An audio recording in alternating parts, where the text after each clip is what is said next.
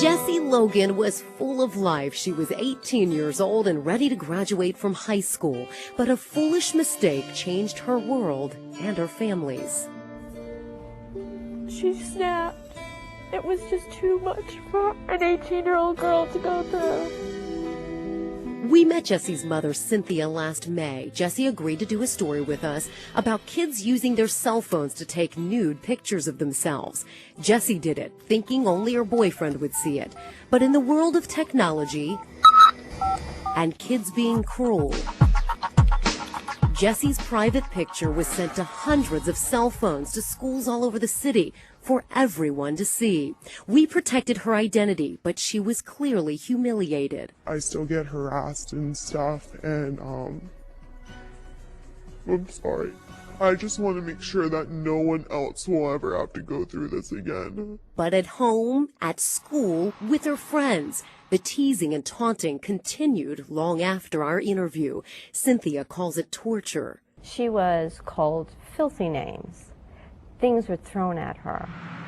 It was so bad, Jessie started skipping school. I took her car away, and when I dropped her off, somebody would take her out, or she would hide all day in school. Even though her grades plummeted, Jessie silenced the laughter and graduated with her class at Sycamore High School. Cynthia thought finally that one silly picture was behind them. Every single place she went, they knew about that picture. They saw the picture. They knew about the picture. So the teasing continued. It's abuse. She was abused. 2 months after our interview, Jessie went to a funeral of a teenager who committed suicide. She came home and did the same thing. And I scanned the room, and her closet doors were open.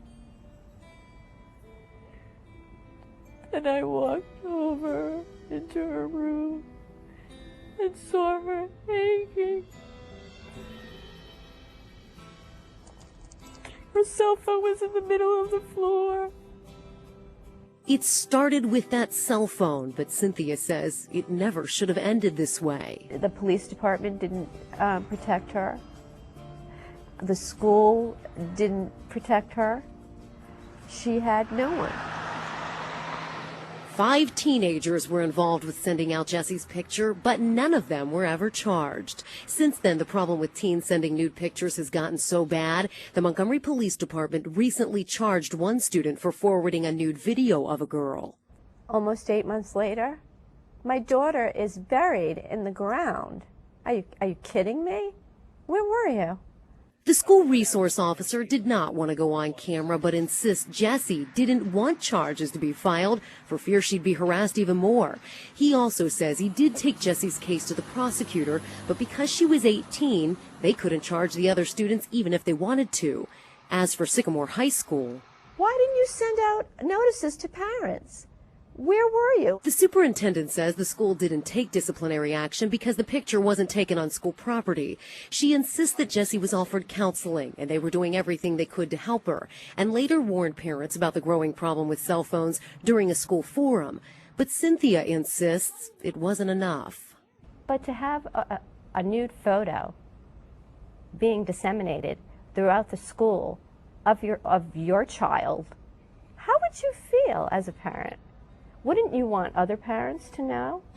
As painful as it is, Cynthia wants parents and students to know what happened so it doesn't happen again. Her only child is gone. And she said, "I love you, Madre."